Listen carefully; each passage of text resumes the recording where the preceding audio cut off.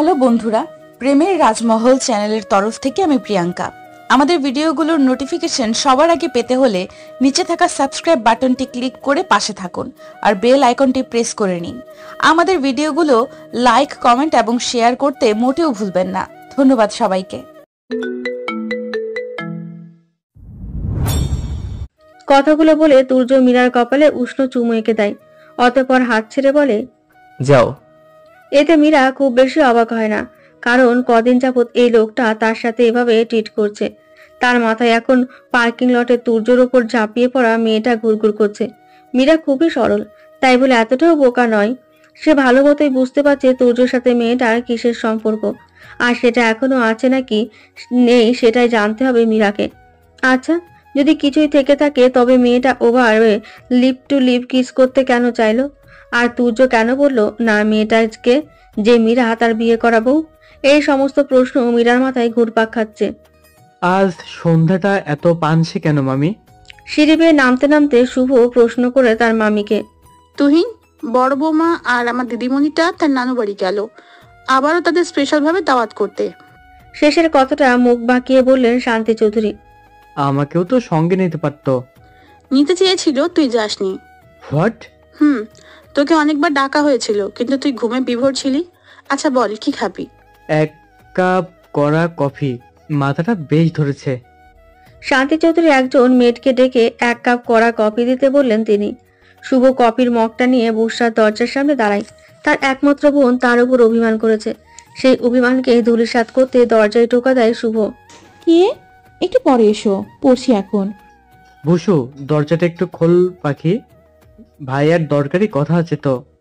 পরে বলো, এখন সময় নেই, ভিজে আছি। এমনিতেই কাল সারাদিন ব্যস্ত থাকবো, তাই এখন একটু পড়তে দাও। এ মাসেই পরীক্ষা আমার।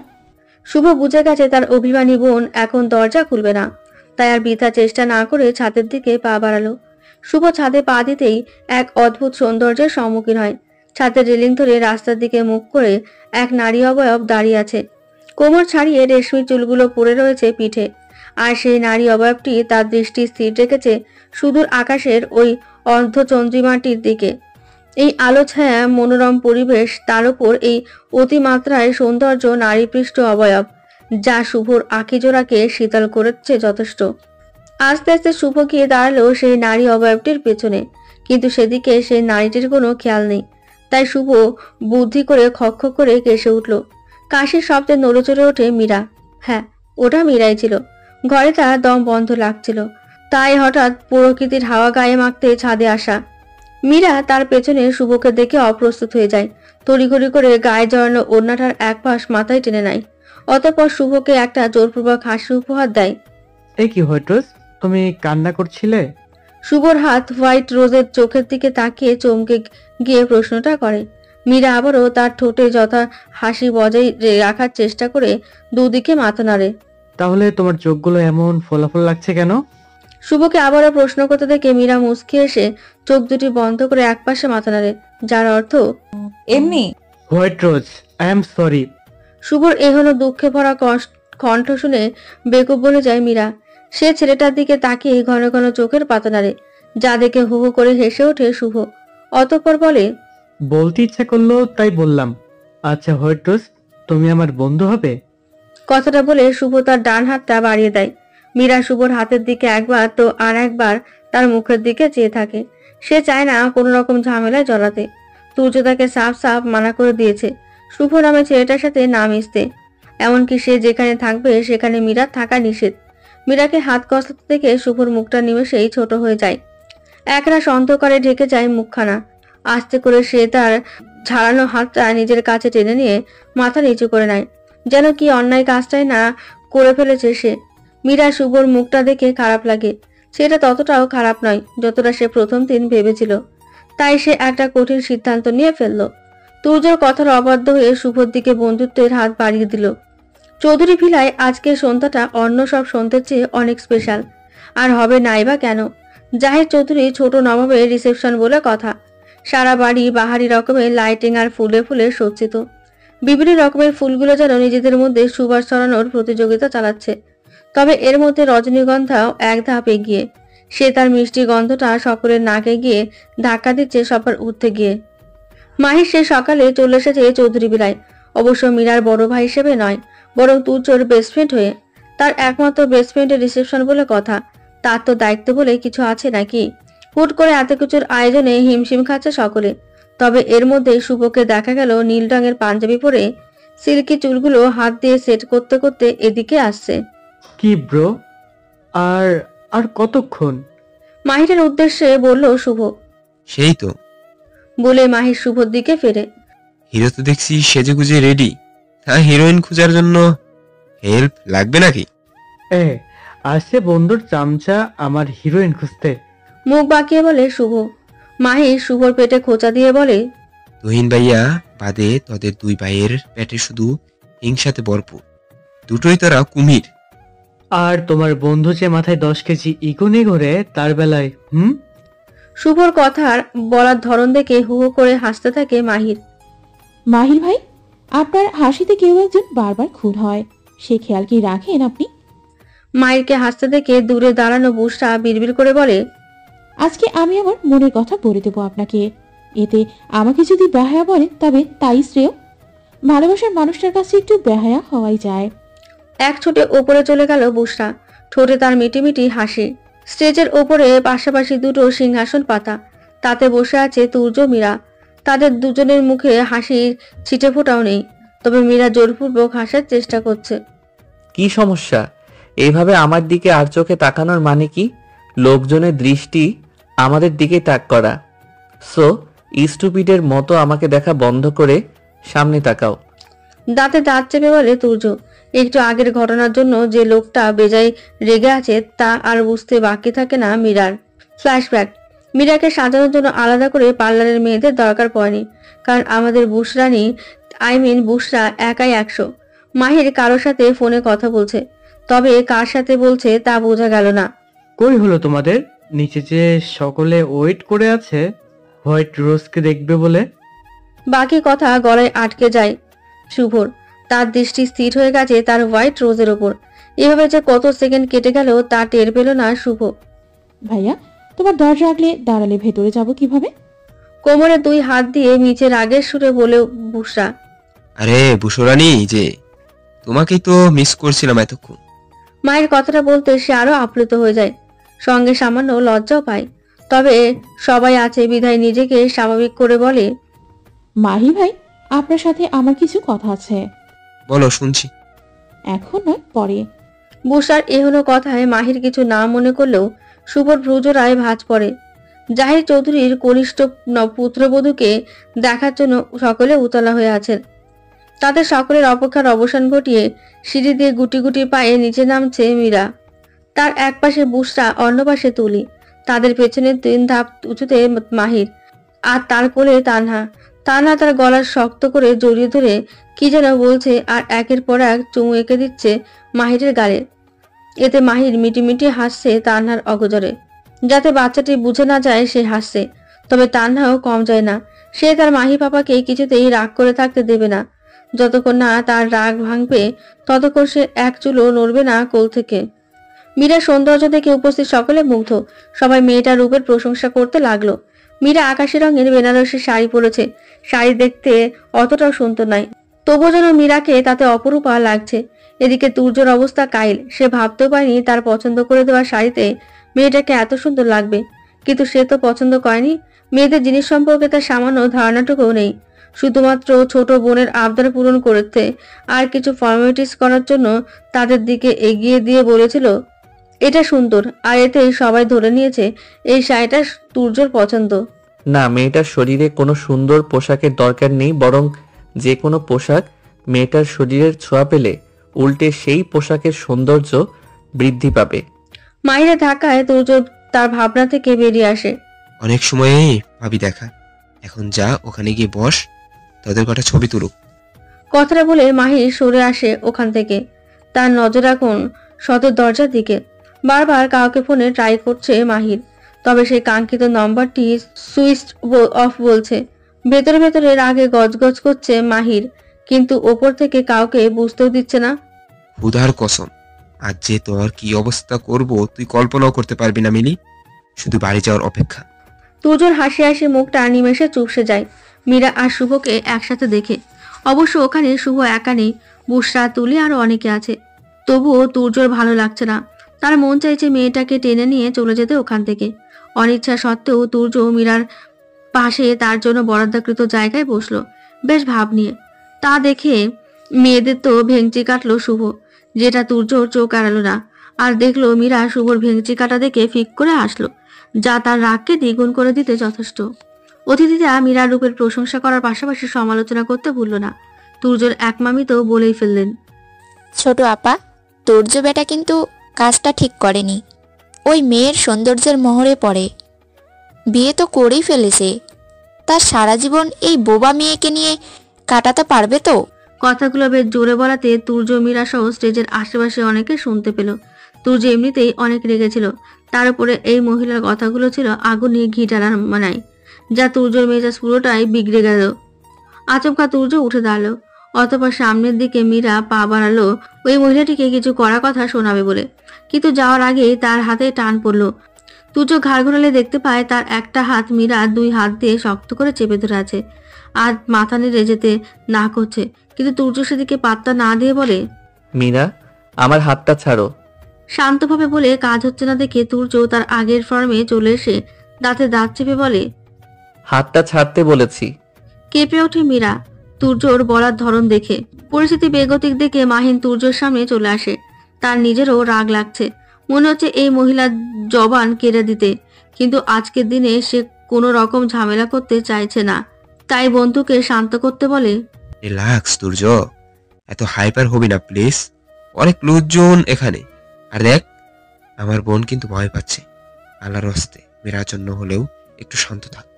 মাহিরের কথা শুনে তুর্য মীরার দিকে তাকালে দেখতে পাই মেয়েটা মৃদু কাঁপছে, আর তার চোখে মুখে রয়েছে একরাশ স্মৃতি। যা দেখছে তুর্য আর কিছু বলে না, তবে তার রাগটা চেপে রাখার ফলে কেমন ফোঁস আওয়াজ হচ্ছে তার শ্বাস প্রশ্বাস থেকে।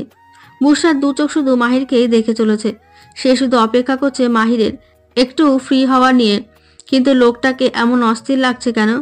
হঠাৎ বুশরা খেয়াল করে মাহিরের 2 চোখ কেমন লাল হয়ে আছে, আর সেই লাল চক্ষু জোড়া নিয়ে লোকটা সদর দরজার দিকে স্থির দৃষ্টি রেখে দাঁতে দাঁত চেপে চোয়াল শক্ত করে দাঁড়িয়ে আছে। বুশরা সেই দৃশ্য অনুসরণ করলে দেখতে পাই মিলি সদর দরজা দিয়ে তার ড্যাডির হাত ধরে এগিয়ে আসছে। আছে শাড়ি পরেছে, কালো রঙের জামদানি শাড়ি, তার সাথে ম্যাচিং করে মাথায় কালো হিজাব বাঁধা, মুখে হালকা মেকআপ।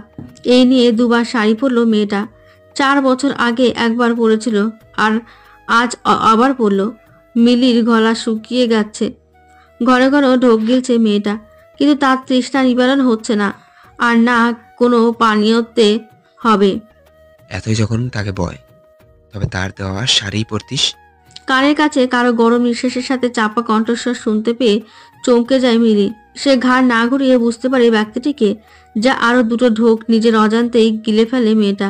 সে তার নার্ভাসনেসগুলো এক সাইডে রেখে কিছু বলতে উদ্যত হলেই সেখানে উপস্থিত হয় বুশরা। মিলি আপি, আপনি কি কোনো কারণে ভয় পাচ্ছেন? আর এত দেরি করে কেন করলেন আসতে? কই না তো। আমতা আমতা করে মিলি, অতঃপর আবারও বলে, আমাদের গাড়ির সামনে একজন বৃদ্ধ লোক পড়েছে, অবশ্য উনি বুঝতেই পারেনি, বয়স হয়েছে তো। কথাটা শোনা মাত্র আতকে ওঠে বুশরা। তার অবস্থা দেখে মিলি মুচকি হেসে বলে, রিল্যাক্স বুশুরা, ড্যাড ওনাকে কিছুই হতে দেয়নি, আগেই ব্রেক কষে নিয়েছিল। অবশ্য হাতে সামান্য চোট পেয়েছে উনি। ওনাকে ডাক্তার দেখিয়ে ওনার বাড়ি পৌঁছিয়ে দিয়েই তবে এসেছি, তাই তো এত দেরি হয়ে গেল আসতে। অতঃপর আর চোখে মাহিনের দিকে তাকিয়ে বলে, ফোনটা নিতেও ভুলে গেছি, সুইচ অফ করে চার্জে বসিয়েছিলাম, পরে ফোন বলে আর মনেই নেই। মাহিরের মধ্যে কোনো রকম পরিবর্তন দেখতে পেল না মিলি। এখনো পর্যন্ত মাহি তার মুখটা গম্ভীর করে রেখেছে। চলুন আপি, আমরা ভেতরে যাই। বুশরা মিলিকে আর দাঁড়াতে না দিয়ে টেনে নিয়ে চলে যায় সেখান থেকে। এতে মাহিরের বিরক্ত যেন আরো বেড়ে গেল। মীরা মিলিকে দেখা মাত্র বসা থেকে উঠে দাঁড়ালো, আর মিলি গিয়ে তাকে জড়িয়ে নিল নিজের সাথে। আল্লাহ, আমার ছোট্ট বাবাইটা কত সুন্দর লাগছে, একদম নতুন বউ। উপস, মীরা তো এখন সত্যিই কারোর বউ, তুর্য ভাইয়ের বউ। উত্তেজিত হয়ে বলে মিলি, আর তার কথায় লজ্জায় মুচড়া যায় মীরা। আর ভাইয়া, আপনাকেও কোনো রাজকুমারের থেকে কম লাগছে না। মিলির কথায় আর চোখে তুর্যকে দেখে নেয় মীরা। সে ভাবছে এতক্ষণ যাবৎ সে তো এই লোকটার পাশে বসে তার দিকেই তাকিয়েছিল, কই তখন তো এত সুন্দর লাগেনি, তবে এখন কেন লাগছে?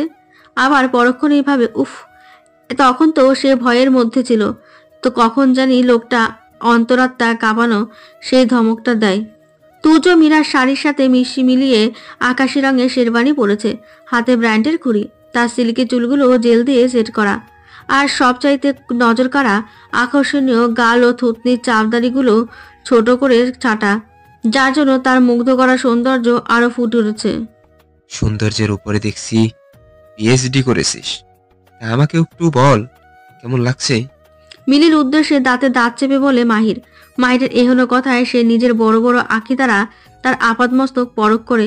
মাহির সবুজ রঙের পাঞ্জাবি পরেছে, সেটার হাতা কনুই পর্যন্ত গোড়ানো, হাতে ব্র্যান্ডেড ঘড়ি, তার সেট করা চুলগুলো সামান্য এলোমেলো হয়ে বেশ কয়েকটি চুল তার কপালে এসে পড়েছে, কিন্তু সেদিকে তার কোনো হুঁশ নেই। তা দেখে মুস্কি হাসে মিলি, অতঃপর বলে কিউট। হোয়াট? আমি কোনো বাচ্চা নাকি? বলে মাহির মিলিকে চোখ রাঙানি দিয়ে নীরবে শাসিয়ে দিল, যার অর্থ তোকে পরে দেখে নিচ্ছি। খাওয়া দাওয়ার পাট চুকে গেছে অনেকক্ষণ আগে, অনেক অতিথি বাড়ি ফিরে গেছেন খাওয়ার পরপরই, শুধুমাত্র খুব ঘনিষ্ঠ আত্মীয় স্বজনরা থেকে গেছেন।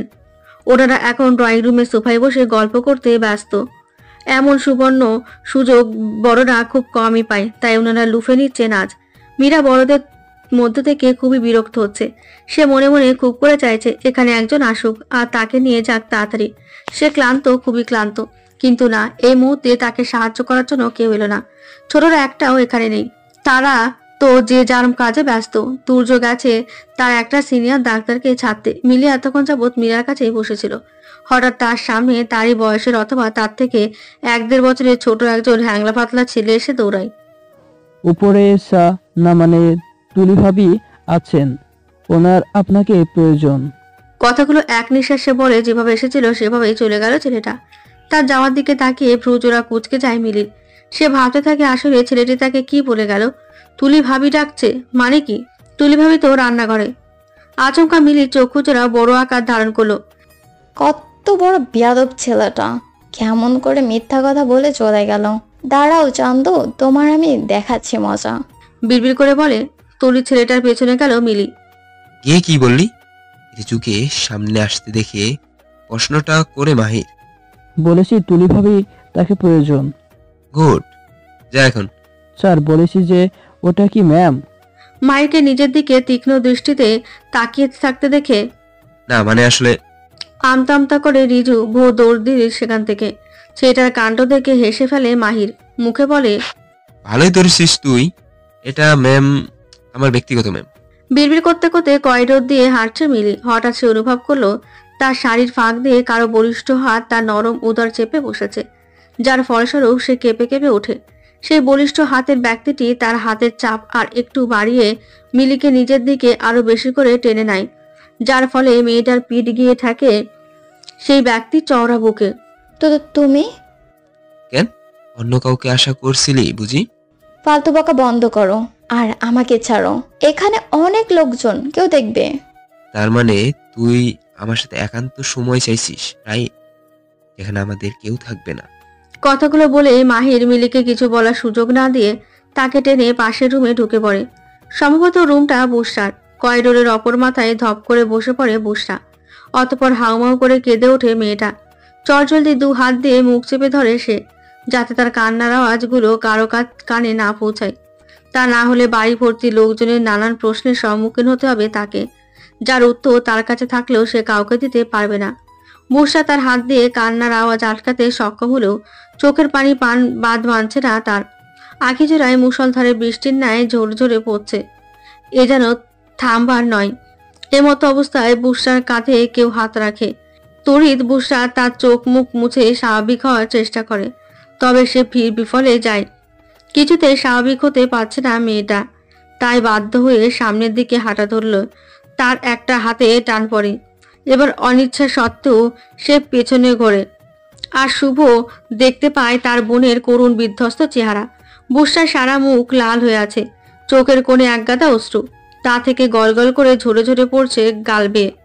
ভাইয়া, ঠোঁট উল্টে এই একটা শব্দ উচ্চারণ করে। বুসরা তার ভাইয়ার বুকে ঝাঁপিয়ে পড়ে। সারাদিন দুষ্টুমিতে মেতে থাকা বুসরার এমন করুণ অবস্থা যে কোনোদিন দেখতে হবে তা কল্পনাতেও ভাবেনি শুভ। ছোট বোনকে এভাবে দেখে সারা দুনিয়া অন্ধকার লাগছে তার। শুভ কাঁপা কাঁপা হাতে বোনের চুলে হাত বুলিয়ে জানতে চায়, এই পাগলি, কান্না কেন করছিস? কি চাই ভাইয়াকে বল। ভাইয়া আমার মাহির ভাইকে চাই, তাকে আমি ভালোবাসি, গত 2 বছর ধরে ভালোবাসি, কিন্তু লোকটা খারাপ, চরম খারাপ। আমাকে বুঝতে চাইছে না, কেমন ছোট বোনের মতো করে দেখে। কেন এমন করে? তার কি আমি বোন লাগি? তার নিজের বোন থাকতে আমাকে কেন বোনের নজরে দেখতে হবে? বলো না ভাইয়া। ভাইয়া ওই লোকটা বিদেশে ওই আপিটাকে পছন্দ করে, তাকেই ভালোবাসে, আমাকে কেন বাসে না? বলো না ভাইয়া, তুমি কিছু বোঝো না কেন? তো তোমার মাহির ভাইকে পছন্দ না? কি হলো, কিছু বলো। আমার কিন্তু মাহির ভাইয়াকে চাই, মরে যাব ভাইয়া, তাকে ছাড়া বাঁচবো না। বলো না, তার সাথে আমার বিয়ে দেবে তো? এক নাগারে কথাগুলো বলে হু হু করে কেঁদে ওঠে মেয়েটা। বুসরা তার নিচের মধ্যে নেই, জ্ঞান শূন্য হয়ে ভাইয়াকে কি বলছে সেদিকে তার কোনো হুঁশ নেই। সে তার মতো বিলাপ করে কেঁদে চলেছে। শুভ পুরো স্তব্ধ হয়ে গেছে। সে আজ বুঝতে পেরেছিল বুসরা মাহিরকে পছন্দ করে, কিন্তু এতটা গভীরভাবে চায় তা তো টের পায়নি। ভালোবাসা বুঝে এমনই হতে হয়, অন্তর থেকে আসা গভীর ভালোবাসা। কিন্তু সে তার বোনকে কিভাবে বোঝাবে যে মাহির বিবাহিত? ওই বিদেশিনী তার অর্ধাঙ্গিনী। 4 বছর আগে তাদের বিয়ে হয়ে গেছে। পৃথিবীতে কোনো মানুষই পারফেক্ট সুখী নয়, সে ছোট হোক বা বড়। সুখ দুঃখ মিশ্রিত মানুষের জীবন। প্রত্যেক জনের জীবনে আসে সুখের পর দুঃখ, আবার সমস্ত দুঃখ কাটিয়ে এক ফালি রোদের ন্যায় উকি দেয় এক টুকরো সুখ। সেভাবেই একদিন বুসরার জীবনেও এক টুকরো সুখ এসে হাজির হবে বুসরার দোরগোড়ায়, শুধুমাত্র সময়ের অপেক্ষা। সেদিনের ঘটনার পর 1 সপ্তাহ কেটে গেছে।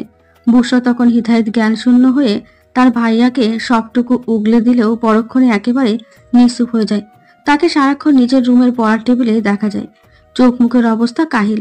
তাকে এভাবে দেখে সবাই ভেবে নেয় কদিন পরেই পরীক্ষা, সেই জন্য হয়তো মেয়েটা টেনশনে আছে। তাই সবাই সবার মতো করে বোঝায় যাতে সে টেনশন না নেয়। কিন্তু শুভ জানে তার বোনের নিঃসুপের কারণ, তাই সে সিদ্ধান্ত নিল মাহিরকে সবটা জানাবে। রবিবার হওয়ার দরুন তুর্য আজ সারাদিন বাড়িতে। এই কদিন সে যে কি চাপের মধ্যে ছিল তা শুধু সেই জানে। ভেবেছিল লাঞ্চের পরে মীরার সাথে কিছু গুরুত্বপূর্ণ কথা বলবে, কিন্তু সেই রুমে থাকাকালীন মেয়েটা এমুখো হয়নি। ঘরময় পায়চারি করছে তুর্য। এই মেয়েটা তাকে কোনোভাবে এড়িয়ে চললে তার দম বন্ধ হয়ে আসে। তা কি বোঝে না মেয়েটা? না, বোঝে না। বুঝলে হয়তো সে তার সাথে এমন করতো না। দারুণ চাপা স্বভাবের মেয়ে মীরা। তার মনের কথাগুলো যেমন কাউকে টের পেতে দেয় না, তেমনি তার অভিমানগুলো কারো কাছে প্রকাশ করে না। তাই তো সূর্যের জন্য তার পাহাড় সমান অভিমানগুলো তার অন্তরের ছোট্ট কুঠিরে তালা দিয়ে রেখেছে। কোনোভাবে সে ওই বদ লোকটাকে বুঝতে দেবে না। দুপুরের কড়া রোদে ছাদের এক কোণে চুপটি করে বসে চক্ষুচোরা হতে অশ্রু ঝরাচ্ছে মীরা। কদিন থেকে তুর্যর ব্যবহার তাকে কঠিন থেকে কঠিন পীড়া দিচ্ছে। কেন শুধু শুধু লোকটা তাকে নিজের মায়ে গভীরভাবে আটকে দিচ্ছে? লোকটা কি বুঝছে না তার এক্সট্রা কেয়ার মেয়েটার বুকটা কয়েকশো খণ্ড করে দেয়? মীরার পাশে থাকা মুঠোফোনটা প্রাইভেট হচ্ছে অনবরত, কিন্তু সেদিকে তার কোনো রকম হুঁশ নেই। সে তার মতো 2 হাঁটুর মাঝখানে মাথা দিয়ে চুপটি করে আছে। তুর্য ড্রয়িং রুমে এসে বসেছে অনেকক্ষণ যাবৎ, কিন্তু কাউকে দেখতে পাচ্ছে না, আর না পাওয়ারই কথা। আজ যেহেতু ছুটির দিন, সেহেতু সকলে লাঞ্চ করে নিজের নিজের রুমে ভাত ঘুম দিচ্ছে। অসহ্য, মেয়েটা কোথায় গেল? আচ্ছা, ছাদে যায়নি তো? তুর্য, সত্যি তুই পাগল হয়েছিস? দুপুরের এই কড়া রোদে ও ছাদে কি করবে? এক মনে বিড়বিড় করে চলেছে তুর্য। মীরা, মীরা, কোথায় আছো তুমি? না, কোনো উত্তর আসছে না দেখে অধৈর্য হয়ে যায় তুর্য। সারা বাড়ি তার খোঁজা শেষ। এমনকি মেয়েটাকে কল করেও ফেলেছে 3 বার। না কল রিসিভ করছে আর না সামনে আসছে। সব জায়গায় খুঁজে ফেললেও ছাদটা বাকি পড়ে গেছে তুর্যর। তবে তার জানাই আছে মেয়েটা ছাদে নেই, কারণ এই কড়া রোদে কেবল পাগলটাই থাকতে পারে। কিন্তু মীরা তো পাগলি নয়, তাই তার সেখানে থাকার কোনো চান্স নেই। তুর্যর মন মানল না। সে নিশুতির মতো একটা একটা করে সিঁড়ি বেয়ে ওপরে উঠতে লাগলো। তবে তার কাছে আশ্চর্য লাগলো সত্যি, মেয়েটা সেই কড়া রোদেই মাথা নিচু করে চুপটি করে বসে আছে, যা দেখে সে বেকুব বনে যায়। মীরা, পাগল হয়েছো তুমি? এই ধরা রোদে কি করছো? তুর্যর প্রশ্নে কোনো ভাবান্ত নেই মীরার। সে তার মতোই আগের ন্যায় বসে আছে। এবার তুর্যর রাগ উঠে যায়। সে মীরার বাহু ধরে হাঁচকা টান দেয়। যার ফলস্বরূপ মেয়েটা কুকিয়ে ওঠে। আবার আকস্মিক এমন হওয়াতে একটু ভয়ও পেয়ে যায়। এতক্ষণ তার কোনো হুঁশ ছিল না, সে তো তার ভাবনাতে মগ্ন ছিল। এইভাবে হঠাৎ কে ব্যথা দিল দেখার জন্য খানিকটা উপরে তাকায় মীরা, আর দেখতে পায় চোখ মুখ শক্ত করে তুর্য তার দিকে তাকিয়ে আছে। মীরার মুখবিবর দেখে স্তব্ধ হয়ে যায় তুর্য। মেয়েটা কাঁদছে, কিন্তু কেন? কি হয়েছে মীরা, তুমি কান্না করছো কেন? আর এইভাবে রোদের মধ্যে বসে থাকার মানে কি? তুর্যর অস্থির কণ্ঠস্বর, যা শুনে বিরক্তিতে আঁখিচোরাও বন্ধ করে নেয় মীরা। অসহ্য লাগছে তার লোকটাকে। কেন তার খোঁজ করতে করতে ছাদ পর্যন্ত চলে এসেছে সে? আর তো 2 মাস মাত্র। তারপর দুজন দুজনের রাস্তায়। সে তার মতো কাঁদবে, আর মীরা মীরার মতো। তাহলে কিসের এত অধিকার আর এত আধিক্যতারই বা কি আছে? মীরা তুর্যর দিকে কিছুক্ষণ তাকিয়ে থেকে অন্য পাশে মুখ ফেরালো। তা দেখে মেয়েটার সামনে হাঁটু গেড়ে বসে পড়ল তুর্য। অতঃপর 2 হাত দিয়ে তার পান পাতার নাই মুখখানি 2 হাতের মধ্যে ভরে নিল। নিচে চলো, এখানে খুব গরম। তুর্য তার বাঁ হাত দিয়ে মীরার ডান হাত ধরে নিচে নিয়ে যেতে নিলেই মেয়েটা তার হাতটা ঝাড়া মেরে ফিরিয়ে দেয়। অতঃপর তুর্য থেকে অনেকটা দূরে সরে বসে। এবার তুর্যর মেজাজ দেখে কে। ক্রমে তার কপালের রগ ফুলতে থাকে, শক্ত হয়ে যায় চোয়াল। তবে সেদিকে পাত্তা দিল না মীরা। তুর্যও কম যায় না, সেও এগিয়ে যায় মেয়েটার দিকে, যার ফলস্বরূপ ঘুচে যায় তাদের সমস্ত দূরত্ব। এখন আর তাদের মধ্যে 1 আঙুলও ফাঁক নেই। এমতো অবস্থায় তুর্যের শক্ত হাত আরো শক্ত হয়ে বসে মীরার গালে। অতঃপর সেভাবে মেয়েটার মুখটা নিজের একদম কাছে টেনে নে হিসিয়ে বলে, তোর সাহস কি করে হয় আমার থেকে দূরে যাওয়ার? এই তুর্য চৌধুরীর থেকে ছাড়া পাওয়া অতটাও সহজ নয়। কথাগুলো বলার সময় তুর্যর পুরো উষ্ট্রজোগাল মীরার নরম গোলাপি ওষ্ঠে ছুঁয়ে ছুঁয়ে যাচ্ছে বারংবার। কেঁপে ওঠে মীরা। না, তুর্যর স্পর্শে নয়, বরং মানুষটার শক্ত শক্ত অধিকার দেখিয়ে বলা কথাতে। আর থাকতে পারল না মীরা। তৎক্ষণাৎ হু হু করে কেঁদে উঠল ব্যথায়। তা দেখে ছেড়ে দিল তুর্য। ছাড়া পাওয়ার সাথে সাথেই মীরা তার ফোন হাতে নিল। অতঃপর একটা টেক্সট লিখে তুর্যর নাম্বারে সেন্ড করে দিল। মাথা এমনিতেই বিগড়ে যাচ্ছে তুর্যর, তার উপর মীরার পাঠানো টেক্সট, আমাকে ভালোবাসেন? আমাকে ভালোবাসেন, যা তার রাগকে শতগুণ বাড়ানোর জন্য যথেষ্ট। তুর্য মীরার দিকে তাকিয়ে কাটকাট গলায় জবাব দেয়, না। অতঃপর মেয়েটাকে কোনো কিছু ভাবতে না দিয়ে পাজা কোলে নিয়ে হাঁটা দেয় নিচে। গন্তব্য তাদের রুম। মীরাকে রুমে এনে ধপ করে ফেলে দেয় বিছানায়। অতঃপর পেছন ঘুরে রুমের বাইরে যেতে গেলেই আবারও তার ফোনের মেসেজ টোন বেজে ওঠে। টেক্সটটা মীরার নাম্বার থেকেই এসেছে। তুর্য সেটা ওপেন করার আগে পেছন ঘুরে মীরাকে একবার দেখে নেয়। ফোন হাতে নিয়ে রাগে ফুঁসছে মেয়েটা। তুর্যও কম রাগ লাগছে না, তবুও সেটা কন্ট্রোল করে টেক্সটটা ওপেন করে আর দেখতে পায় সেখানে লেখা, অসভ্য লোক, ভালোবাসেন না তো শুধু ছোঁয়ায় বাহানা কেন খোঁজেন? এরপর যদি আপনাকে আমার ধারে কাছে দেখি তো। ব্যাস, আর পড়তে পারে না সে। ফোনটা ট্রাউজারের পকেটে রেখে ঝড়ের বেগে মীরার কাছে গিয়ে তাকে এক ধাক্কা দিয়ে বিছানায় ফেলে দেয়। অতঃপর সে নিজে উঠে পড়ে মেয়েটার উপরে। তার বলিষ্ঠ 2 হাত দিয়ে মীরার 2 হাত চেপে ধরে মেয়েটার ঠোঁটে ঠোঁট ডুবিয়ে দেয়। ঘটনাটি আকস্মিক ঘটাতে কিছু বুঝে উঠতে পারে না মীরা। আর যখন বুঝতে পারে ততক্ষণে তার ওষ্ঠজোড়া তুর্যের আয়ত্তে চলে গেছে। ছটফট করে ওঠে মেয়েটা ছাড়া পাওয়ার আশায়। তার ওষ্ঠজোড়া ব্যথা করছে। লোকটা নিজের দাঁত দিয়ে মীরার নরম পাতলা গোলাপি ওষ্ঠজোড়া চেপে ধরেছে, যা সহ্য সীমার বাইরে। না পেরে চোখের পানি ছেড়ে দেয় মেয়েটা। তবুও লোকটার মাঝে কোনো ভাবান্ত নেই। তুর্য তার সমস্ত রাগ জেদ ঝাড়ছে মীরার অধৈর্য কালে। মাগরিবের নামাজ শেষ করে ড্রয়িং রুমে এসে বসেছেন আহাদ সাহেব। আগামীকাল সন্ধ্যের ফ্লাইটে তিনি ফিরে যাবেন নিজ ডেরায়। বেশ কয়েকদিন থেকেছেন, আবার কি, এবার যদি না যান তবে ওনার ব্যবসা লাটে উঠবে। দুনিয়াতে কাউকে বিশ্বাস নেই, যতই বিশ্বস্ত লোকের হাতে দেখভালের দায়িত্ব দেন না কেন, মানুষের পাল্টি খেতে সময় লাগে না। তিনি বসে বসে উসখুস করছেন কথাটা কিভাবে ভাগ্নেকে জানাবেন। এমনিতেই ছেলেটার যা রাগ। কি হয়েছে মামা, তোমাকে এমন টেনশনে লাগছে কেন? কোনো সমস্যা? রুম থেকে বেশ পরিপাটি হয়ে বেরিয়ে এসে মামার সামনে দাঁড়িয়ে একসাথে অনেকগুলো প্রশ্ন করে মাহির। না না, কোনো সমস্যা হয়নি। তুমি কোথাও যাচ্ছ নাকি? আমি একা না, মিলেও সঙ্গে যাচ্ছি।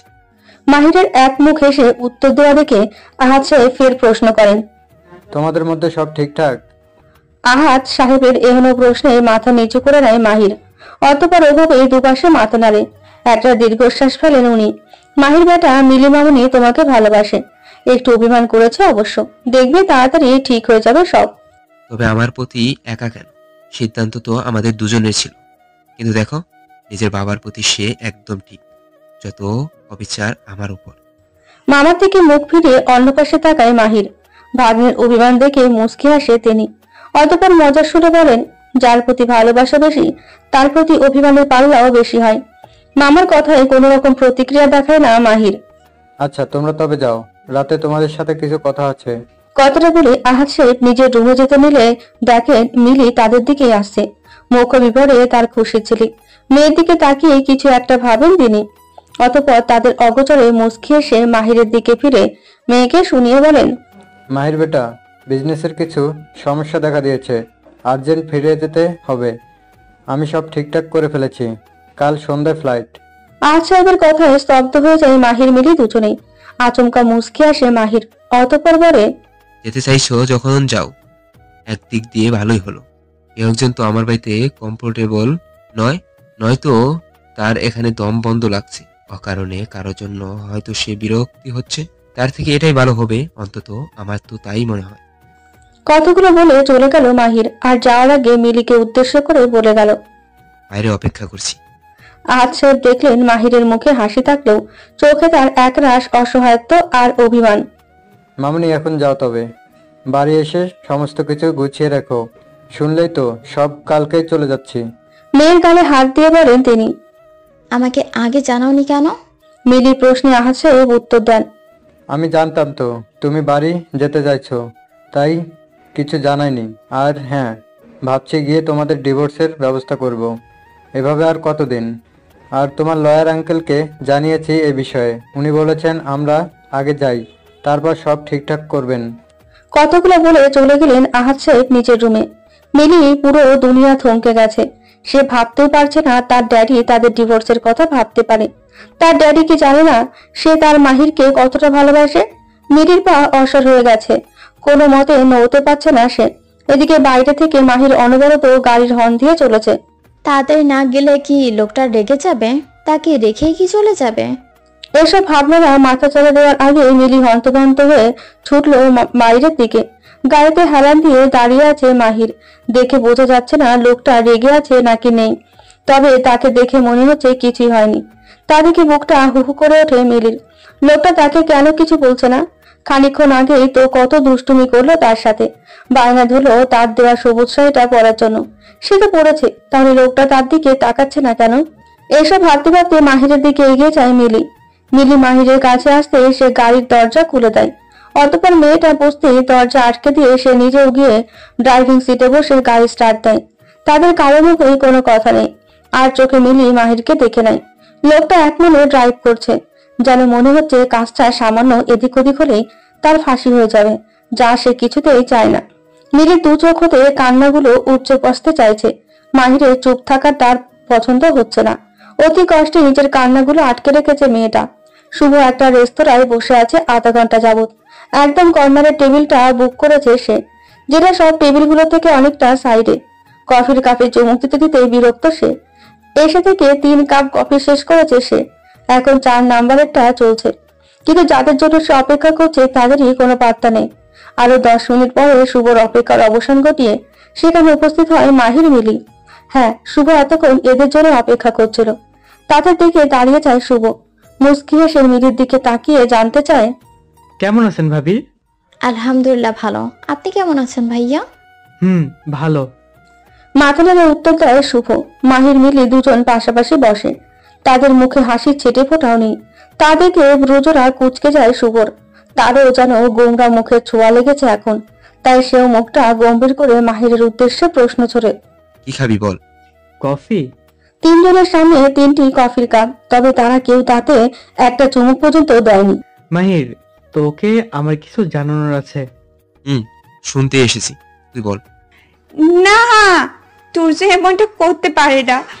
আমার তুর্য শুধুমাত্র হাবিকে ভালোবাসে, যেমনটা আগে বাসতো। আমি সব ঠিক করে নিতে চাই, সেই আগের মতো। চিৎকার করে কাঁদতে কাঁদতে বলে মারিয়া। রুমের জিনিসপত্রের বেহাল দশা করে ফেলেছে মেয়েটা। মারিয়ার বেটা, এসব কি ধরনের পাগলামি নতুন করে শুরু করেছো তুমি? ভুলে যেও না তুমি এনগেজড, আর জয়কে তুমি নিজেই পছন্দ করেছো। প্লিজ, জয়কে আমার ভালো লাগে, তবে ভালোবাসি না। ভালো তো বাসি আমি আমার তুর্যকে। স্টপ মারিয়া, তুমি 2 বছর যাবত রিলেশনে থেকে তবে জয়ের এই সাথে এনগেজড হয়েছো, আর এখন বলছো তুমি অন্য কাউকে ভালোবাসো, আবার সে কিনা ম্যারিড। রাগে ফুঁসছে মারিয়া। তার মন কেন তার পক্ষ নিচ্ছে না, তাই সে তার মমের উদ্দেশ্যে খানিকটা চিৎকার করে বলে, তুর্য আমাকে ভালোবাসে, এই বোবা মেয়েকে নয়, বুঝছো তুমি? তুর্যকে তাকে ডিভোর্স দিয়ে দিতে বলো। মারিয়ার মন নিজের রাগ কন্ট্রোল করতে না পেরে মেয়ের গালে জোরে চড় বসিয়ে দেন। বেয়াদব মেয়ে, আমরা তোমাকে মানুষ করতে পারিনি। কত মন তোমার, কতজনকে ভালো লাগে, নাকি মন বলে কিছুই নেই তোমার? একবারের জন্য কি ছেলেরা তোমাকে বলেছে যে সে তোমাকে এখনো ভালোবাসে? কি হলো, এবার চুপ করে আছো কেন? বলেনি না, আর বলবেও না, কারণ ছেলেটা তোমাকে ভুলে ওই বোবা মেয়েটাকে বিয়ে করেছে। আর দেখো, এখন সংসারও করছে। অলরেডি তাদের বিয়ে 1 মাস পূর্ণ হয়ে গেছে, সুখী আছে তারা। তাই শেষবারের মতো বলছি, তাদের মধ্যে ঢুকো না, নয়তো আমার চেয়ে খারাপ আর কেউ হবে না। এটুকু বলে মেয়েকে টেনে সোফায় বসান মারিয়ার মম। সযত্নে মেয়ের চোখ মুখ মুছে দিয়ে কপালে আদুরে চুমু এঁকে দেয়। অতবার মেয়েকে বুকে টেনে নিয়ে মাথার চুলে হাত বুলিয়ে বলতে থাকেন, আমার মামনিটারও তো এনগেজড হয়েছে, তোমারও তো আর কদিন পরে বিয়ে জয়ের সাথে। রাতের অন্ধকারে এক মনে ড্রাইভ করছে মাহির। তার দৃষ্টি সামনে স্থির। পাশে যে কেউ একজন আছে সেদিকে যেন তার কোনো খেয়ালই নেই। সেই যে রেস্তোরাঁতে শুভর সামনে জোরে একটা ধমক দিয়েছে মাহির, ব্যাস এতে মেয়েটা একেবারে নিঃসুপ। তার সমস্ত ছটফটানি একেবারে বন্ধ হয়ে গেছে। তবে তার আঁকি জোড়ার বর্ষণ এখনো শেষ হয়নি। বৃষ্টির নেই ফোটা ফোটা হয়ে পড়ছে গাল বেয়ে। হাত দিয়ে তা বৃথা মোছার চেষ্টা করছে বারংবার। মৃদু আওয়াজে ঘন ঘন নাক টানছে মেয়েটা। মাহিরের গাড়ি খান মেনশনের গেট পেরিয়ে থামতেই মুখে হাত দিয়ে ডুকরে কেঁদে ওঠে মিলি। এক মুহূর্ত আর দেরি না করে গাড়ির দরজা খুলে এক দৌড়ে বাড়ির ভেতরে চলে যায় মেয়েটা। এসব দেখে দীর্ঘশ্বাস ফেলে মাহির। মিলি তো এমন না, তার মধ্যে রয়েছে প্রচুর ম্যাচুরিটি। যেখানে তারা দুজন দুজনকে ভালোবাসে, এমনকি তারা দুজন স্বামী স্ত্রী, সেখানে এমন পাগলামি নিছক ছেলে মানুষই। বুসানো হয় বাচ্চা একটা মেয়ে, তাই একটু আধটু পাগলামি করছে। আর সে তো তাদের বিষয়ে কিছু জানেও না। তবে মেয়েটা অনেক লক্ষ্মী, সবটা বুঝিয়ে বললে নিশ্চয়ই বুঝবে। আর এই মেয়ে, উফ, আর কিছু ভাবতে পারছে না মাহির। তার মাথা ব্যথা শুরু হয়ে গেছে ইতিমধ্যে। মানলাম একটু বেশি ভালোবাসিস, না না না, অনেক বেশি ভালোবাসিস, তাই বলে এমন পাগলামির মানে কি জান? বিড়বিড় করে বলে মাহির। অতঃপর মনে করে রেস্তোরাঁতে করা মিলির পাগলামি ফ্ল্যাশব্যাক। হোয়াট? কি উল্টাপাল্টা বকছিস? বুসরা আমাকে নিশ্চয়ই জ্বর টর বাঁধিয়ে এসব ভুলভাল বকছিস। মাহির, আমি না জ্বর বাঁধিয়েছি আর না ভুলভাল বকছি। তুই ভাবলি কি করে অকারণে আমার বোনের সম্পর্কে তোকে নিয়ে এসব বলল? ভুলে যাস না, বুসরা আমার নিজের বোন। আচমকা হু হু করে কেঁদে উঠলো মিলি। অতবার বিলাপের নয় বলতে শুরু করলো, মাহির, তুমি আমাকে ভালোবাসো না? আমি জানি তুমি আমাকে ডিভোর্স দিয়ে বুসরাকে বিয়ে করবে। ডুকরে ডুকরে কেঁদে চলেছে মিলি। আর তার অবস্থা দেখে উপস্থিত দুজনেই কিং কর্তব্য বিমূঢ়। Flashback and. ঘড়িতে এখন 1:42। গভীর রাত। মীরা বারান্দার রেলিং ধরে দাঁড়িয়ে আছে। আকাশে অর্ধ চন্দ্রাকার তার রশ্মি ছড়াতে ব্যর্থ চেষ্টা করছে। তবে তার এই প্রচেষ্টা কদিন মাত্র, আবারও সে পূর্ণতা পাবে। কিন্তু মীরার এই অর্ধ চন্দ্রাকারের যে বেশি প্রিয়, তাই তো অপলক দেখে চলেছে সে। হঠাৎ মীরার মনে হলো তার পিছনে কেউ এসে দাঁড়িয়েছে। অস্থির হলো চিত্ত। ভীতের কারণে মৃদু কম্পন সৃষ্টি হলো নিচ কাওয়ায়। শুকনো ঢোক গিলে আঁখি জোড়া বন্ধ করে আস্তে করে ঘুরে গেল পেছনে। অতঃপর পিটপিট করে তাকাতেই দেখতে পেল তুর্য চৌধুরীকে। খালি গায়ে প্রতিদিনের ন্যায় শুধুমাত্র একটা ট্রাউজার পরে পকেটে 2 হাত ঝুঁকিয়ে মীরার দিকে ভ্রু কুঁচকে তাকিয়ে আছে। এতদিনে মীরা বুঝে গেছে লোকটা গায়ে জামা দিয়ে শুতে পারে না। এতক্ষণ যাবৎ সে গভীর নিদ্রায় নিমজ্জিত ছিল। হঠাৎ ওয়াশরুম যাওয়ার প্রয়োজন পড়লে ঘুম ছুটে যায় তার। কদিনের অভ্যেস অনুযায়ী বন্ধ আঁখি জোড়ার পাতা উন্মুক্ত করেই সোফার দিকে তাকায়, যেখানে মেয়েটা ঠোঁট ফুলিয়ে ঘুমে বিভোর থাকে প্রত্যেকটা রজনী। তবে আজ এই মুহূর্ত নেই দেখে তুর্য ভেবে নেয় সে এখন ওয়াশরুমে। তাই চোখ বুজে বিছানার উপর বসে অপেক্ষা করতে থাকে মীরার বেরোনোর। কিন্তু না, মেয়েটা তো বেরোচ্ছে না। প্রায় 15 মিনিট হতে চলো তুর্য অপেক্ষা করছে মীরার বেরোনোর। আর সম্ভব নয়।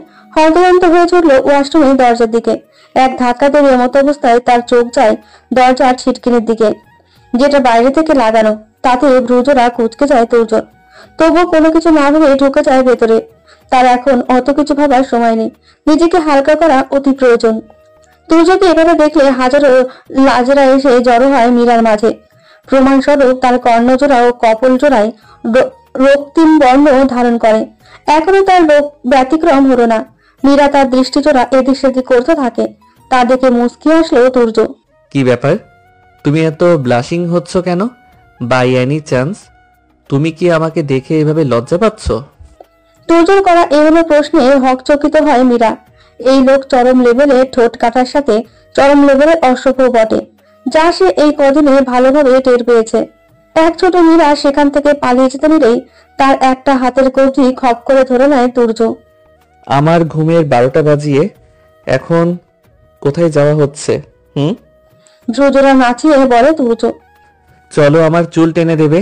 যেমন তুমি আমার শান্তির ঘুমকে টাটা করেছো, তেমনি তুমি আবার ওয়েলকাম করবে। বলে টেনে নিয়ে চলে গেল তুর্য মীরাকে বিছানায়। তুর্য মীরাকে এনে খাটের মাঝখানে বসিয়ে দেয়। অতঃপর তাকে অবাক করে দিয়ে তার কোলে মাথা রেখে আঁখি জোড়া বন্ধ করে শুয়ে পড়ে। নাও, একটু জোরে টানবে। তুর্যের হুকুম জারি করা দেখে মনে মনে মুখ বাঁকায় মীরা। অনিচ্ছা সত্ত্বেও লোকটা চুলের মধ্যে হাত ডুবিয়ে দেয়। অতঃপর সিল্কি চুলগুলো ধরে আস্তে আস্তে টানতে থাকে। কানে কম শোনো, জোরে টানতে বলেছি না? নাও, জোরে জোরে টানো। এবার মীরা সত্যি সত্যি রাগ উঠে যায়। রাত দুপুরে কি পেয়েছে কি লোকটা? তাকে দিয়ে চুল টানাবে আর নিজে শান্তির সহিত ঘুমাবে? তা তো হবে না জনাব। মনে মনে কথাগুলো ভেবে খুব জোরে একটা টান দেয় মীরা, যার ফলস্বরূপ তুর্যর মুখ থেকে বেরিয়ে আসে, আহ স্টুপিড, কি করছো? জোরে বলেছি বলে কি গায়ের সর্বশক্তি প্রয়োগ করবে? তুর্যের ধমকে মৃদু কেঁপে ওঠে মীরা।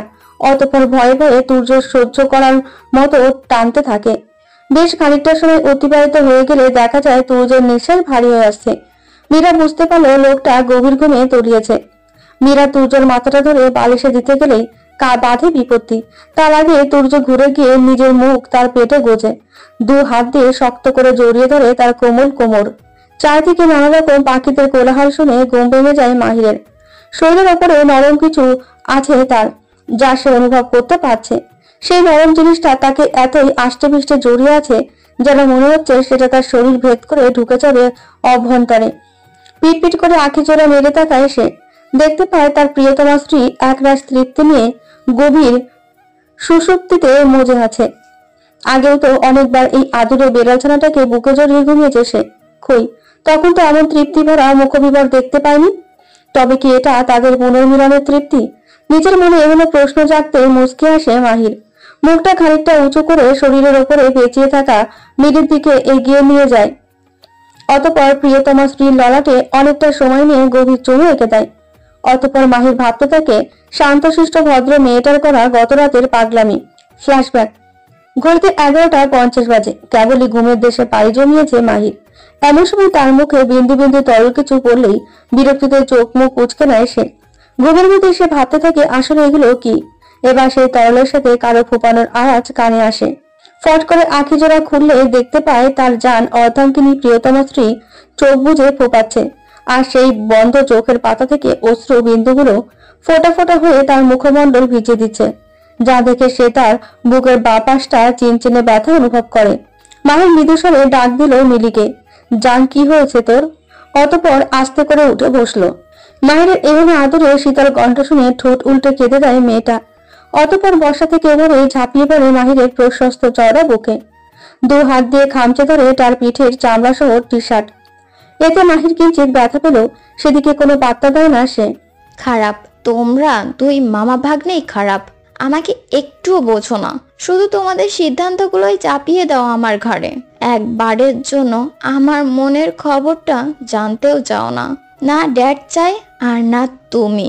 কি করব আমি, বলো কি করব? মাহির, আমি তোমাকে ভালোবাসি, তোমার সংস্পর্শে থাকতে চাই, তোমায় নিয়ে ছোট্ট সংসার গড়তে চাই। তবে কেন বোঝো না আমাকে? আমার অধিকার আমাকে কেন দিচ্ছ না? কেন নিজের ইচ্ছায় আমাকে কাছে টানছো না? কেন কেন কেন মাহির? অতিমাত্রায় শান্তশিষ্ট মেয়েটার আজ এই হলো রূপ দেখে অবাক না হয়ে পারে না মাহির। মিলি জান, আমার তোর এখন ঘুমের প্রয়োজন, দেখি আমি তোকে ঘুম পাড়িয়ে দিই। মাহিরের বলা কথাতে কি ছিল জানা নেই মিরির, তবে তার সারা শরীরে অদৃশ্য আগুন জ্বলে উঠল। মাহিরকে এক ধাক্কা দিয়ে ফেলে দিল বিছানায়। আচমকা ধাক্কায় ভারসাম্য রক্ষা করতে পারল না মাহির, যার ফলস্বরূপ সে বিছানায় চিত হয়ে পড়ল। সেই মোক্ষম সময় হাত ছাড়া করতে চায় না মিলি, তাই সময় ব্যয় না করে ঝটপট উঠে পড়ল মাহিরের শরীরের ওপরে। অতঃপর এলোপাথারি চুমু খেতে লাগলো মাহিরের পুরো অধর যুগালে। কিছুক্ষণ পরেও যখন মাহিরের কোনো রেসপন্স পেল না, তখন উঠে পড়ে মিলি তার উপর থেকে।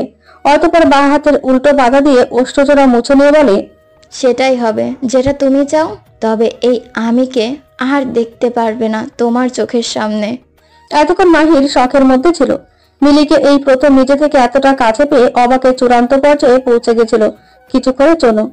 তার হুঁশ ফেলে মিলির বলা কথায় মিলি চলে যেতে নিলে তার হাতে টান পড়ে, কিন্তু মেয়েটা সামনে থেকে পেছনে করে না, ওভাবে ঠায় দাঁড়িয়ে থাকে। মাহির এবার মিলির হাত ছেড়ে দু হাত দিয়ে তার কোমর আঁকড়ে ধরে, ঘনিষ্ঠ হয় আর একটু, অতঃপর তাকে টেনে নিজের কোলে বসায়। এলোমেলো চুলগুলো আলতো হাতে ঠিক করে দেয়। অতঃপর প্রিয়তমা স্ত্রীর কানের কাছে মুখ নিয়ে গিয়ে মোহনীয় কণ্ঠে বলে, ওটা আমার না, শ্বশুর মশাইয়ের প্ল্যান ছিল। আর এখন নাতি নাতনির সাথে খেলার শখ জেগেছে কিনা। মাহির মিলির কানে নাক ঘষে চলেছে অনবরত। অতঃপর ওভাবেই বলে, কেমন একটু চুটকিতেই সবকিছু ঠিক হয়ে গেল। আসলে আমার মামাটা জিনিয়াস, বুঝলি। মাহিরের কথা শুনে মিলির রাগের মাত্রা আকাশ ছুঁয়ে গেল যেন। তাই সে মাহিরের কাছ থেকে ছাড়া পাওয়ার জন্য মোচড়ামুচড়ি শুরু করে দিল। মাহির ছাড়ো, আমার ঘুম পাচ্ছে।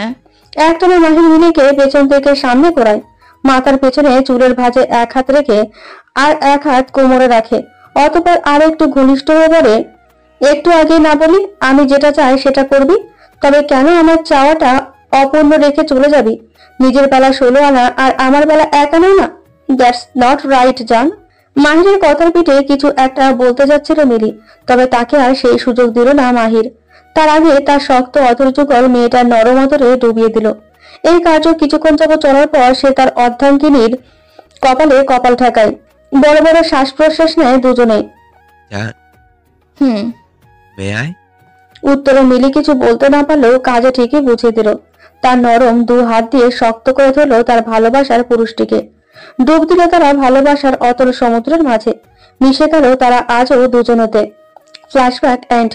মিলির ঘুম ভাঙছে না দেখে মাহির আস্তে করে তার কানে ফিসফিস করে বলে, এই মিলি উঠে পড় জান, আজ না তোরা ইউএসএ ফিরে যাবি। মাহিরের কথায় ফট করে আঁখি পল্লব মেলে ধরে মেয়েটা। কিয়ৎক্ষণ গোল গোল চোখ করে তাকিয়ে থাকে তার উপর ঝুঁকে থাকা মাহিরের দিকে। মানুষটা কেমন মিটিমিটি হাসছে তা দেখে মিলিও ঠোঁটের করে বাঁকা হাসি এনে মুখটা উঁচু করে মাহিরের বুকের বাঁ পাশটায় জোরে কামড় বসায়, যার ফলস্বরূপ মাহিরের মুখ থেকে আহ শব্দটা বেরিয়ে আসে। রাস্তার পাশ দিয়ে এক মনে হেঁটে চলেছে বুসরা। এই রাস্তায় মোটর বাইক, সাইকেল আর হাতে গোনা কয়েকটা ব্যক্তিগত গাড়ি চলে মাত্র, তবে লোকজনের অভাব নেই। কারো না কারো আসা যাওয়া লেগে আছে। আজ সে এসেছিল কলেজের অ্যাডমিট কার্ড নিতে। ড্রাইভারকে বলেছে সে আজ একাই বাড়ি যাবে, তবে ড্রাইভার এই বিষয়ে না মানলে তাকে একটা ধমক দিতে ভোলে না বুসরা। তাই আর কথা না বাড়িয়ে ড্রাইভার তাকে দিয়ে বাড়ি চলে গেছে। কই, ড্রাইভার তো এখানে এসে পৌঁছায়নি, তার মানে বুসরা তোর ধমকে কাজ হয়েছে। কথাটা বিড়বিড় করে বলতেই অতর যুগলে হাসি খেলে যায় বুসরার। কি এই রোদের মধ্যে একা একা কোথায় যাচ্ছেন আপনি? স্বল্প পরিচিত একটা কণ্ঠস্বর কানে আসতেই পেছন ফিরে তাকায় বুসরা। রিজওয়ান তার থেকে সামান্য দূরে বাইক দাঁড় করিয়ে তার দিকে ভ্রু কুঁচকে তাকিয়ে আছে উত্তরের আশায়। বুসরা কিছুক্ষণ চোখ পিটপিট করে তার দিকে তাকিয়ে নিজেও পাল্টা প্রশ্ন ছড়ে, তার কৈফিয়ত আপনাকে কেন দিতে যাব? এভাবে আপনি যেতে পারেন না, আমি আপনাকে যেতে দিব না। বাইক থেকে নেমে রিজও হাঁটা দিল বুসরার পেছনে। হাঁটা থামিয়ে নিয়ে আবারও পেছন করে চোখ ছোট ছোট করে তাকায় বুসরা। অতঃপর বলে, মানে আমার একটা দায়িত্ব আছে না? আপনি আমার প্রিয় ছাড়ের ছোট বোন বলে কথা, আপনাকে আমি কিভাবে একলা ছাড়ি বলুন? তাছাড়া দিনকালের যা অবস্থা, আল্লাহ না করুক রাস্তায় যদি কোনো বিপদ হয়, আর স্যার যদি শোনেন আমি আপনাকে দেখেও একা ছেড়ে দিয়ে চলে গেছি, তাহলে স্যার খুব রাগ করবেন, যা আমি একদমই চাই না। এই ছেলের কথা শুনে বুসরা নিজের মাথা নিজেই ফাটাতে ইচ্ছে করে। এই ছেলে কি তাকে কোনো বাচ্চা ভাবছে? না, এই ছেলেকে কিছু করার কথা শোনাতেই হবে। যেই ভাবা সেই কাজ। যে না মুখ খুলে কিছু বলতে যাবে তার আগে সেখানে পরিচিত একটা গাড়ি এসে থামে, আর সেই গাড়ি থেকে নেমে আসে মাহির। সে বুসরার সাথে কথা বলতে এসেছে একান্তে। আজ সকালে শুভ তাকে ফোন দিয়ে জানায় যে মেয়েটা আজ কলেজে যাবে, আর এই সুবর্ণ সুযোগটা মাহির কোনোভাবে হাতছাড়া করতে চায়নি। মাহিরকে দেখা মাত্র বুসরার অন্তরটা হুহু করে কেঁদে ওঠে।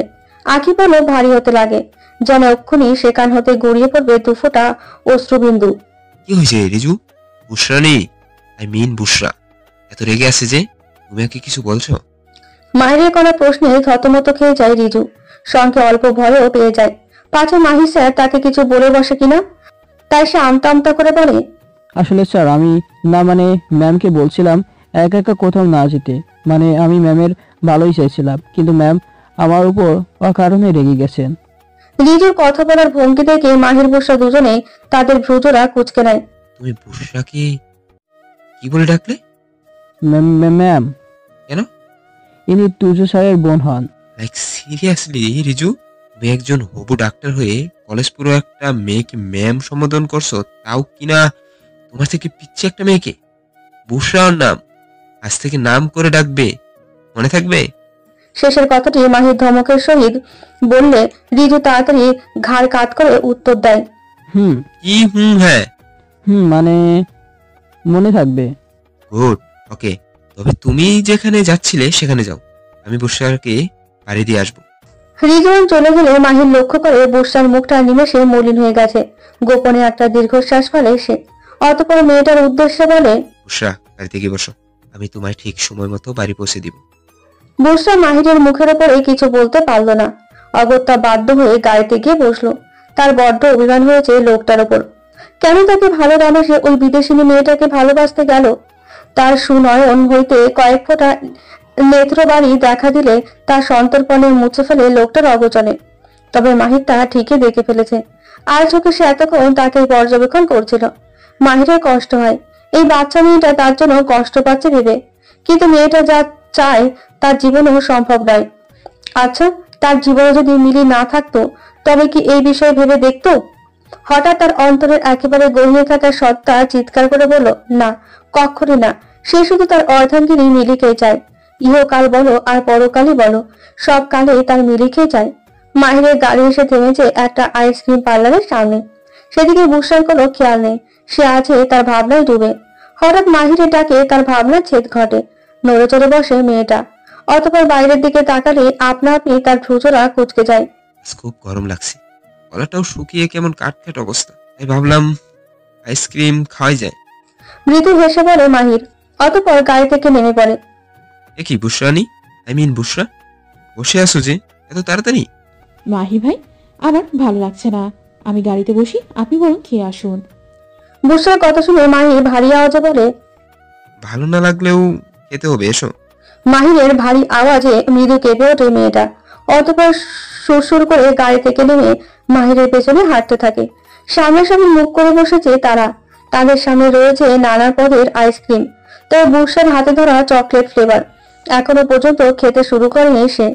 তার এখন এভাবে মাহিরের সাথে একসাথে বসে খেতে অস্বস্তি লাগছে, যেখানে লোকটা তাকে নয় বরং অন্য কাউকে ভালোবাসে। নীরবতা ভেঙে হঠাৎ মাহির বুসরার দিকে একটা প্রশ্ন চলল, আচ্ছা বুশরা, মিলিকে তোমার কেমন লাগে? মাহিরের করা প্রশ্নের উত্তর হিসেবে বুসরার বলতে ইচ্ছে করলো, মিলিকে তার অসহ্য লাগে। এতটাই অসহ্য লাগে যেন মিলি নামের মেয়েটাকে সে খুন করে ফেলবে। তবে চোখ মুখ শক্ত করে মুখে বলল, ভালো। বুসরার মুখ আর বলার ভঙ্গি দেখে মনে মনে খুব করে হাসি পায় মাহিরের, তবে মনের হাসিটা চাপা দিয়ে বলে, জানো বুশরা, মিলি যখন 7 দিনের কচি বাচ্চা, তখন আমার বাবা ওকে কুলে নিয়ে বলেছিল তাকে ছেলের বউ করবে, মানে আমার সাথে বিয়ে দিবে। মাহিরের কথা শুনে স্তব্ধ হয়ে যায় মেয়েটা, অস্পষ্ট বলে ওঠে, তার মানে মিলিয়াপি মাহির ভাইয়ের বাগদত্তা। বুসরার অবাক হওয়া দেখে মুচকি হাসে মাহির, অতঃপর আবারও বলতে শুরু করে, তখন ছোট থাকলেও জানতাম মিলির সাথে আমার বিয়ে হবে, তবে সেই দিকে পাত্তা দিতাম না, কারণ আমি জানতাম আমার জিনিস আমারই থাকবে। এর মধ্যে মিলি যখন ক্লাস 9-এ পড়ে, তখন তারা সপরিবারে আমাদের বাড়ি আসে, আর তখন সে আমাকে জানায় সে আমাকে ভালোবাসে। সেদিন খুব রাগ হয়েছিল তার প্রতি। ওইটুকু বয়সে পড়াশোনা বাদ দিয়ে মাথায় খালি প্রেম পীড়িত ঘুরে দেখে। সজোর একটা চর বসিয়ে দিয়েছিলাম তার গাল সোজাসুজি, আর মুখে বলেছিলাম আমার থেকে দূরে থাকবি। এটুকু বলে থামে মাহির, অতঃপর বুসরার দিকে এক নজর বুলিয়ে নেয়। দেখে মেয়েটা তার দিকে অবাক হয়ে তাকিয়ে আছে। মাহির থেমে গেলে বুসরা একটা ঢোক গিলে বলে, তারপর? বরাবর সে খুব বাধ্য মেয়ে, তাকে যা বলা হবে সে তাই করবে, হোক তাতে তার কষ্ট। এরপর থেকে তার যখনই আমাদের বাড়ি আসতো, সে আমার থেকে দূরত্ব বজায় রেখে চলতো। আমি নিজে থেকে কথা বলতে গেলে এড়িয়ে চলতো। তখনই বুঝেছিলাম মেয়েটার রাগ কম, অভিমান বেশি। এভাবে বেশ কিছু বছর চলার পর আমার মামি মানে মিলির মা একটু বেশি অসুস্থ হয়ে পড়লেন। ওনার শেষ ইচ্ছে ছিল আমাদের বিয়েটা দেখে যাওয়া। তাই হলো, মিলির সপরিবার সেবার খান ম্যানশনে উপস্থিত হলেন আর আমার আর মিলির বিয়েটা দিয়েই দিলেন। তার মানে আপনি বিবাহিত আর মিলি আপনি আপনার স্ত্রী? 4 বছর আগে মিলির 18 বছর ছিল। তখনই আমাদের রেজিস্ট্রি সামাজিক দুইভাবেই বেশ সম্পূর্ণ হয়েছে। তাহলে সেদিন কেন বলেননি, যেদিন মিলি আপিকে প্রথম আমাদের বাড়ি নিয়ে এসেছিলেন? বুসরার প্রশ্ন শুনে মুচকি আসে মাহির, অতঃপর উত্তর দেয়, ওটা মিলির শর্ত ছিল। সে আমার উপর বেশি অভিমান করেছিল কিনা। বিয়ের পরেও তো তাকে আমি নিজের কাছে রাখিনি, জোর করে তাকে ইউএসএ পাঠিয়ে দিয়েছিলাম। মিলি চেয়েছিল সে আমার সাথে থেকে এখানে নিজের পড়াশোনা চালিয়ে যাবে, কিন্তু সেটা আমি কিংবা মামা আমরা কেউই তা চাইনি। মাত্র কিছু বছরের ব্যাপার, তারপর সে তার পড়াশোনা সম্পূর্ণ করে একেবারে আমার কাছে চলে আসবে। কিন্তু না, উল্টে মেয়েটা আমাকে ভুল বুঝলো। তাকে নাকি আমি সহ্য করতে পারি না। তখন তার মা মৃত্যুর খুব নিকটে ছিল বলে বিয়েতে না করতে পারিনি, ব্লা ব্লা। কিন্তু মেয়েটা আজও জানে না তাকে আমি তার আগে থেকে ভালোবাসি। মাহির ভাই, মিলি আপির মা কি তখনও বেঁচে ছিলেন? না, আমাদের বিয়ের 3 দিন পরে মারা যান। মাহির ভাই, আপনি কি করে এমনটা করতে পারেন সদ্য মা হারার আপিটার সাথে? বুসরা, তখন আমি পরিস্থিতির শিকার ছিলাম। আমি চাইনি কোনোদিন মিলির এটা মনে হোক আমার কিংবা আমার বোনের জন্য তার কেরিয়ার নষ্ট হয়েছে। তখন আমিও ভালো ছিলাম না। বাবার মৃত্যু এবং আমার কলেজার মুখের কথা হারিয়ে ফেলাতে ডিপ্রেশনে থাকতাম সবসময়। বাবা দাদা দাদির একটা মাত্র সন্তান হওয়ার ফলে বাবার অকাল মৃত্যু দাদিজান সহ্য করতে পারলেও দাদাজান পারেনি। বাবার মৃত্যুর শোকে কাতর ছিলেন। আমার বিয়ের 3 মাস আগেই স্ট্রোক করে মারা যান তিনি। সব মিলে একদম ভালো ছিলাম না। এক দাদিজান ছাড়া এখানে আমাদের পাশে দাঁড়ানোর মতো কেউ ছিল না।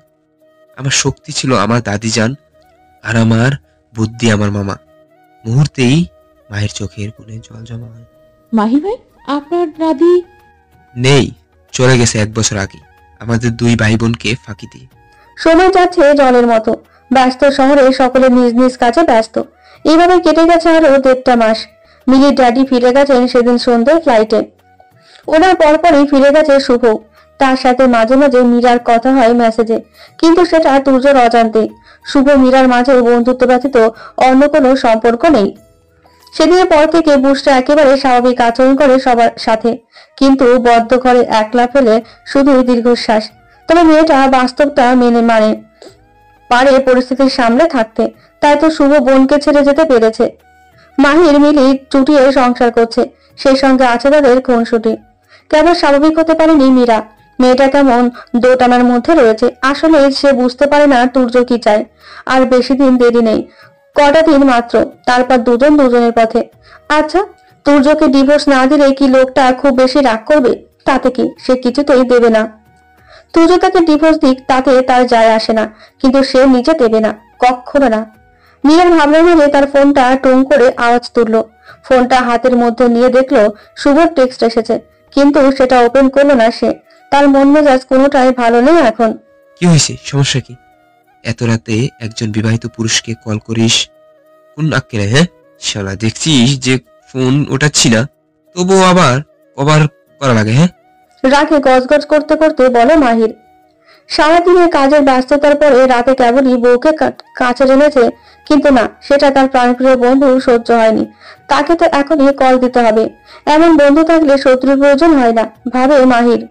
আহা, এত রাখছিস কেন? আর হ্যাঁ, আমি তোর শালা না, বরং তুই আমার সম্বন্ধী, সো সেটা মাথায় রাখিস, বলে তুর্য। ফালতু নাবকে কল কেন করেছিস সেটা আগে বল। এখনো রেগে আছে মাহির। এই মুহূর্তে তুর্যকে সামনে পেলে কয়েকটা কিলঘুষো অবশ্য দিত ছেলেটা। কোন রকম পরিকা ছাড়া তুর্য বলল, থ্যাঙ্কস। কেন, হুম, সিক্রেট এটা। তুর্যর এগুলো কথায় মুচকি আসে মাহির। তার এতক্ষণের রাগটা আচানক কোথায় চলে গেল সেটা ভাবছে মিলি। সে এতক্ষণ মাহিরকে দেখছিল আর মিটিমিটি হাসছিল। লোকটা তার কাছে আসলে কেমন অস্থির হয়ে পড়ে। বেশ কিছুক্ষণ তুর্যের সাথে কথা বলে মাহির। ততক্ষণে মিলি অন্য পাশ ফিরে ঘুমের দেশে পাড়ি দিয়েছে। মাহির ফোন রেখে মিলির দিকে তাকিয়ে দেখে তার প্রিয়তমা স্ত্রী গভীর ঘুমে মগ্ন। এই মেয়ের এত ঘুম আসে কোত্থেকে, আল্লাহ মালুম। অগত্যা সে স্ত্রীকে টেনে বুকে জড়িয়ে ঘুমানোর বৃথা চেষ্টা করে, কিন্তু না, তার চোখে এখন ঘুম জিনিসটা কিছুতে ধরা দেবে না।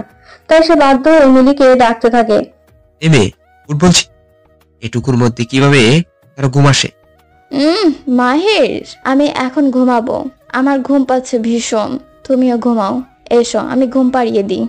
বলে মিলি চোখ বোঝ অবস্থাতে মাহিরের বুক থেকে নেমে বালিশে মাথা রেখে দুই হাত দুদিকে প্রসারিত করে। আহা, কি নিদারুণ সেই আহ্বান! এমন সুন্দর আহ্বান কোন স্বামীর নাকচ করার সাধ্য আছে? নেই তো। মাহিরও পারল না, এগিয়ে গিয়ে নিজের মাথা রাখলো আপন নারীটির বক্ষস্থলে। একই, তার তো ঘুম আসছে না, বরং তার চিত্ত আরো চঞ্চল হয়ে উঠছে। সমস্ত কায়া তার মিশে যেতে চাইছে তার প্রিয় কামিনীর সাথে। অগত্যা সে তার আপন নারীটির শ্রবশ্রবন্দ্রীয় পথে ফিসফিস করে বলল, কিছু না করে সুন্দরী বউয়ের বুকে মাথা রেখে ঘুম দেওয়া, সেটা আমার সাথে যায় না জান। বলে সে মিলির অধর যুগলে তার অধর ডুবিয়ে দেয়। আচমকা এমন হওয়াতে ঘুম ছুটে যায় মিলির। তাই বাধ্য হয়ে সেও মাহিরের সঙ্গে সঙ্গ দিতে লাগলে। একজন নামি দামি রেস্তোরাঁতে বসে আছে মারিয়া, ঠোঁটে তার বক্র হাসি। আর তার সামনে বসে আছে সবুজ নামের একটি ছেলে। মারিয়া ছেলেটার সামনে বেশ মোটা অঙ্কের একটা টাকার বান্ডিল এগিয়ে দিয়ে বলে, তো মিস্টার গ্রিন, ওই বোবা মেয়েটার বায়োডাটা একে একে পেশ করো।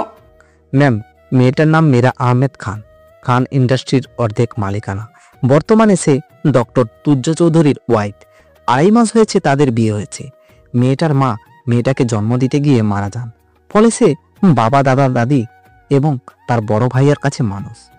13 বছর বয়সে মেয়েটা তার বাবার সাথে লং ড্রাইভে যাচ্ছিল, কিন্তু কিছু দূর যেতে না যেতে রাস্তার ওপারে একটা আইসক্রিম পার্লার দেখে মেয়েটা বায়না ধরে খাওয়ার জন্য। মেয়েটার বাবা তাকে গাড়িতে বসতে বলে নিজে আইসক্রিম আনতে গেলে তার কিছুক্ষণ বাদেই মেয়েটা অধৈর্য হয়ে গাড়ি থেকে নেমে পড়ে।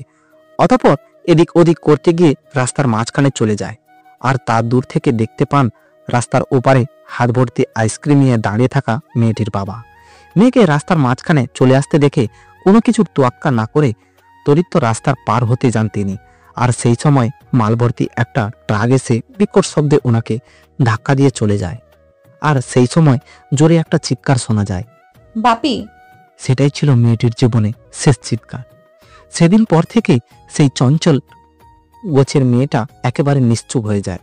শেষ হয়ে যায় তার সমস্ত বলি। অনেক চেষ্টা করেছে তার ভাই সবকিছু আগের ন্যায় ঠিক করতে, তবে পারেনি। সেই সময় মেয়েটা তার আশেপাশে কাউকে সহ্য করতে পারতো না। কাছে গেলেই পাগলামি শুরু করে দিত। নিজেকে আঘাত করতেও দ্বিধাবোধ করতো না। একদিন তো নিজের গালের এক পাশ দিয়ে ছুরি চালিয়ে দিয়েছিল। এখন দ্বাদশ শ্রেণীতে পড়ে মেয়েটা, এখন দ্বাদশ শ্রেণীতে পড়ে। পড়াশোনায় দারুণ মেধাবী। তার ভাই মাহির। ওয়েট, কি বললে Mahir? Yes ma'am. Oh god, এই জন্যই বলি ঘটনা কেমন জানি জানা জানা লাগছে। বাবাটার কেউ নয়, শেষ পর্যন্ত মাহিরের বোন বেরোলো। আচ্ছা, তুমি এখন যেতে পারো। শেষের কথাটা সবুজ নামের ছেলেটিকে উদ্দেশ্য করে বলল মারিয়া। গতকাল থেকে মারিয়া সারা শরীর রাগের চোটে রিরি করছে। তুর্যর বলা প্রত্যেকটা কথা ছিল গায়ে আগুন ধরানোর মতো। ফ্ল্যাশব্যাক। লাঞ্চ টাইমে নিজের কেবিনে বসে লাঞ্চ করছে তুর্য। এমন সময় দরজা ঠেলে প্রবেশ করে মারিয়া। তাকে দেখে তুর্য সামান্য অবাক হলেও মুখে কিছু বলে না। সে খাওয়া শেষ করে তার মতো। তার দেখে মারিয়ার মাথা নষ্ট হওয়ার উপক্রম। তবুও সে তার রাগকে যথাযথ কন্ট্রোলে রাখার চেষ্টা করে। নতুবা দেখা যাবে সেদিনকার মতো আজও তাকে দারোয়ান দিয়ে তাড়িয়ে দিল। তুর্য তার খাওয়া সম্পূর্ণ করে তার সামনে এসে দাঁড়ায়। অতঃপর পকেটে 2 হাত ঝুঁকিয়ে বিরক্তর সহিত বলে, কি সমস্যা? সেদিন তো তোমায় সবকিছু সাফ সাফ জানিয়েই দিলাম, তবে আবার কেন এসেছো? আর কতবার বলবো যে তোমার জন্য আমার মনে এক ফোঁটাও ফিলিংস নেই? উপস, আছে, তা কেবলই ঘৃণা। তুর্য, ওই বাবা মেয়েটার জন্য তুমি আমার সাথে অমন করছো না, যাতে আমি তোমার লাইফে আর ফিরে আসি। তুর্য, বোঝার চেষ্টা করো, I really love you very much. কান্নাজড়িত কণ্ঠে বলে মারিয়া। হুশ, তুমি কাকে বোবা মেয়েটা বলছো? হ্যাঁ, she is my wife, Mrs Turya Chowdhury. তার নামে কথা বলতে গেলে অন্তত 10 বার ভাববে। আর কি বললে? ভালোবাসা? ভালোবাসা মাই ফুড। যেই মেয়ে বয়ফ্রেন্ড থাকা সত্ত্বেও তাকে ধোকা দিয়ে নিজ ইচ্ছেই বিয়ের আগে ভার্জিনিটি নষ্ট করে, সেই মেয়ে কখনো তুর্য চৌধুরীকে ভালোবাসতে পারে না। বাই দ্য ওয়ে, আমার জন্যে আমার স্ত্রী যথেষ্ট, অন্য কোনো নর্দমার কিটের প্রয়োজন নেই। রাগে অপমানে চোখে পানি চলে এসেছে মেয়েটার, তাই আর দাঁড়িয়ে না থেকে দরজা ঠেলে বাইরে বেরিয়ে আসে। সে জীবনে অনেক বড় ভুল করে ফেলেছে তুর্যকে ধোকা দিয়ে। অল্প বয়সে তুর্যর ভালোবাসা বুঝতে পারেনি সে। তুর্য তার থেকে এত ডিস্টেন্সে চলাফেরা করা তাকে অতিষ্ঠ করে দিত। তাই মেয়েটা তুর্য থাকা সত্ত্বেও অন্যান্য ছেলেদের সাথে রিলেশনে জড়াতো। শুধু তাই নয়, তাদের সাথে বিছানাতে যেতেও দ্বিধাবোধ করেনি সে।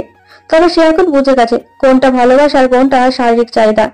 এখন তার প্রকৃত ভালোবাসা চাই। তাই তো সে সুদূর বিদেশ থেকে ছুটে এসেছে তার তুর্যের কাছে। কিন্তু তুর্যের প্রত্যাখ্যান সে কিছুতেই মেনে নিতে পারছে না। হিংস্র রাগভূমির মতো ছটফট করছে তার অন্তরটা। Flashback and. তুর্য চৌধুরী, তুমি আমাকে ফিরিয়ে দিয়েছো না? আমার ভার্জিনিটি নিয়ে প্রশ্ন তুলেছে তো। উফ জাঞ্জ, আমার লোকেরা তোমার বউ এমন হাল করবে না যা তুমি কল্পনা করতে পারবে না। ড্রয়িং রুমে থমথমে মুখ নিয়ে বসে আছে চৌধুরী পরিবারের সকলে। কারো মুখে হাসির চিটে ফোটাও নেই। সোফার এক কোণে জড়সড় হয়ে বসে আছে তুহিন। তার পাশে সোফার ওপরে দাঁড়িয়ে পাপার গলা জড়িয়ে ধরে ভ্যাভা করে কেঁদে চলেছে তানহা। তাকে কেউ থামাতে পারছে না।